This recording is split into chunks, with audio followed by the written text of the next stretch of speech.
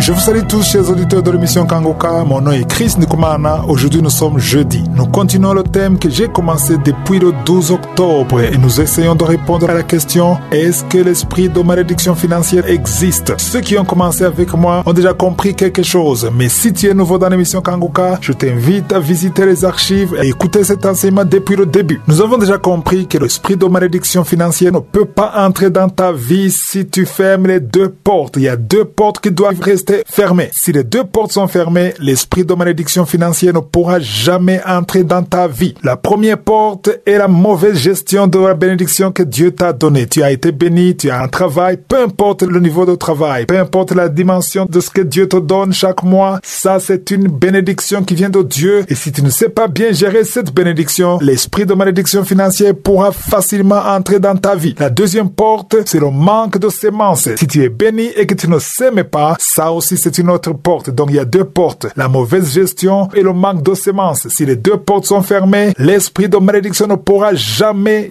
entrer dans ta vie. Mais si tu fermes une porte et que tu laisses l'autre ouverte, l'esprit de malédiction pourra entrer. Voilà pourquoi il faut qu'on en parle et que vous sachiez ce qu'il faut faire. Il faut fermer les deux portes. Jeudi dernier, j'ai suffisamment parlé sur le manque de semences. Je vais terminer par l'exemple de la pauvre veuve qu'on nous parle dans Luc chapitre 21 versets 1 à 4. Si vous lisez dans Luc chapitre 21 versets 1 à 4, on nous parle d'une vieille veuve qui était pauvre. Elle était veuve, elle était pauvre. Elle n'avait pas beaucoup d'argent, mais elle a donné tout ce qu'elle avait pour vivre. Et Jésus a dit quelque chose qui est très important. Au verset 3, il a dit: je vous le dis en vérité, cette veuve a mis plus que tous les autres. Il y avait des riches qui ont donné plus qu'elle, mais Jésus a dit, elle a donné plus que tous les autres. Quand Jésus a dit plus que tous les autres, il ne parlait pas du montant. Il parlait de la valeur de ce qu'elle a donné par rapport à sa vie. Je le répète, quand Jésus a dit que la pauvre veuve a donné plus que les autres, il ne parlait pas du montant qu'elle a donné, il parlait de la valeur de ce qu'elle a donné par rapport à sa richesse, à sa vie. Donc ce qui est important pour toi est important pour Dieu. C'est important de le savoir. Je l'ai toujours dit, je le répéterai toujours, ce qui n'a pas de valeur pour toi n'a pas de valeur pour Dieu. Ce qui a de la valeur pour toi a automatiquement de la valeur pour Dieu. Ce qui est important pour Dieu quand il s'agit de s'aimer, ce n'est pas ce que tu donnes, ce n'est pas le montant que tu donnes, c'est la valeur de ce que tu donnes à tes yeux. Si c'est important pour toi, ça devient important pour Dieu. La parole du jour que j'aimerais partager avec vous ce matin se trouve dans Galates chapitre 6, versets 9 à 10. Au verset 9, il est dit: nous ne nous lassons pas de faire le bien, car nous moissonnerons au temps convenable si nous ne nous relâchons pas. Il y a deux choses ici. On nous dit de ne pas nous lasser de faire le bien, parce que si on continue de faire le bien, on va moissonner. On va moissonner quand? Au temps convenable. Il y a deux choses. Il y a d'abord la sémence et il y a aussi la moisson. On ne peut pas espérer la moisson sans s'aimer. Il y a des chrétiens qui veulent moissonner, qui prient pour la moisson, qui jeûnent pour la moisson, alors qu'ils ne s'aiment pas. Il faut faire le bien pour récolter. Ne nous lassons pas de faire le bien. Pourquoi on peut se lasser? On se lasse parce qu'on est découragé. On voit des gens ingrats, des gens qui ne sont pas reconnaissants. Mais ne vous découragez pas. Si vous faites ça, pensez plutôt au royaume de Dieu. Les gens seront toujours ingrats. Mais n'abandonnez pas, ne vous relâchez pas, parce que vous moissonnerez quand? Au temps convenable. Donc le temps convenable peut être 2 mois pour toi. Et ça peut être 1 année pour l'autre. Le temps convenable pour moi n'est pas le temps convenable pour toi. C'est Dieu qui juge. C'est Dieu qui sonde les cœurs. Donc ce que tu fais, c'est Dieu qui voit ça. Au verset 10, il est dit: ainsi donc, pendant que nous en avons l'occasion, pratiquons le bien envers tous et surtout envers les frères en la foi. Autrement dit, faisons le bien à tout le monde, même aux païens, mais surtout aux chrétiens. Pourquoi les chrétiens? Ce n'est pas de la discrimination. On en parlera jeudi de la semaine prochaine. Il y a une raison pour laquelle la parole de Dieu dit surtout aux frères dans le Seigneur. Mais aujourd'hui, j'aimerais encore vous parler sur la gestion de vos bénédictions. C'est important qu'on en parle. Dans beaucoup de prédications, on vous dit de s'aimer, mais on ne vous parle pas de la gestion. S'aimer, c'est bien, mais il faut savoir gérer. Et ici, on ne va pas parler de l'économie, mais on va parler seulement des principes. Il faut qu'il y ait un principe. Il faut apprendre à vivre selon tes moyens. Beaucoup de chrétiens souffrent parce qu'ils vivent au-delà de leurs moyens. Ils te disent: je ne peux pas supporter l'œuvre de Dieu. Je ne peux pas aider les veuves. Je ne peux pas aider les pauvres. Je ne peux rien faire parce que je n'arrive même pas à joindre les deux bouts du mois. Et le problème, ce n'est pas le salaire que tu as. Le problème, c'est le style de vie que tu as. Apprends à diminuer. Accepte de vivre à ton niveau. Parce que devant Dieu, il n'y a aucune excuse. Tu ne peux pas dire: Dieu comprend parce que j'ai beaucoup de dépenses. Oui, tu as beaucoup de dépenses. Mais quand tu dis que tu as beaucoup de dépenses, Dieu voit quelqu'un qui a les mêmes dépenses que toi, le même salaire que toi, dans la même ville que toi, mais qui arrive à s'aimer. Donc s'aimer, ça doit faire partie de votre vie en chrétien doit s'aimer même dans le peu. La pauvre veuve n'avait pas beaucoup de choses, mais elle a s'aimé. Même dans le peu, Dieu veut que tu manifestes la gratitude. Parce que quand on s'aime, c'est la manifestation de la gratitude. C'est ce que je vais continuer à parler jeudi de la semaine prochaine.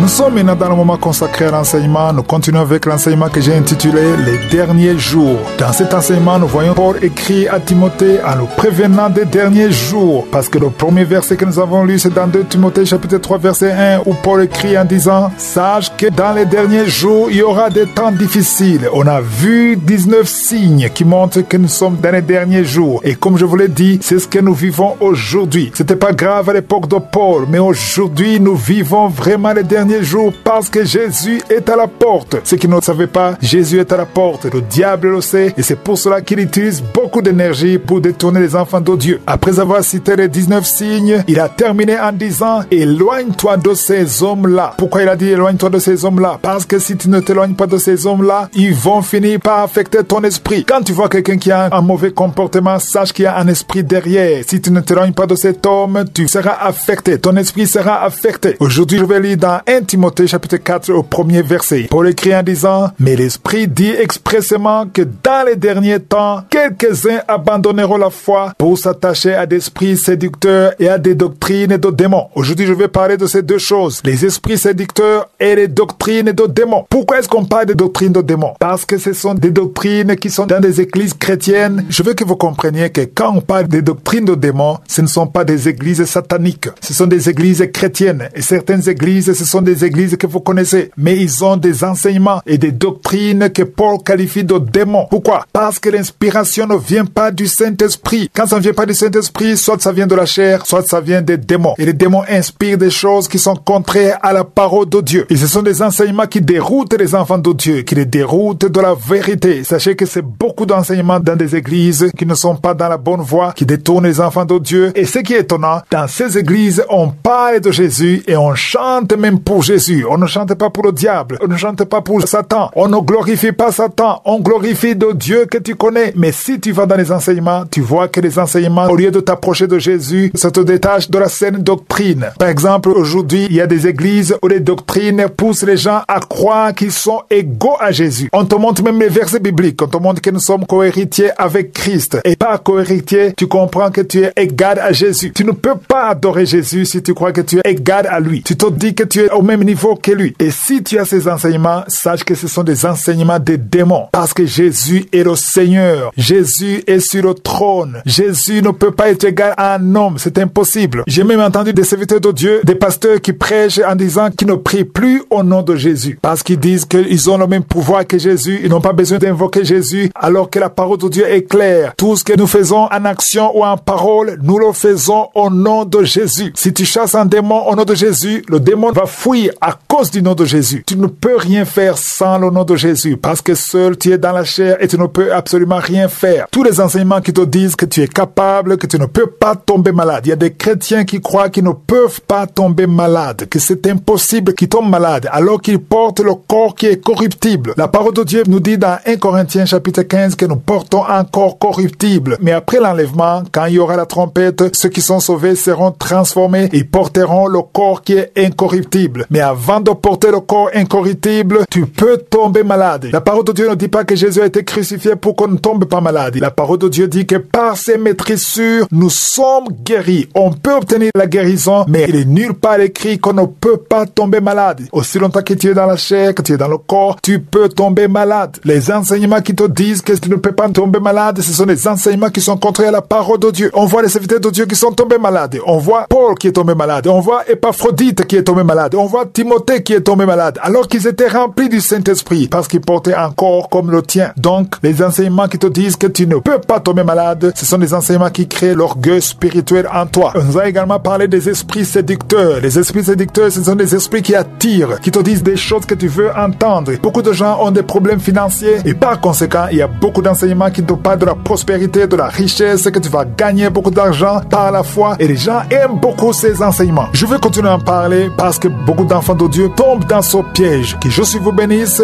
Passez une excellente journée.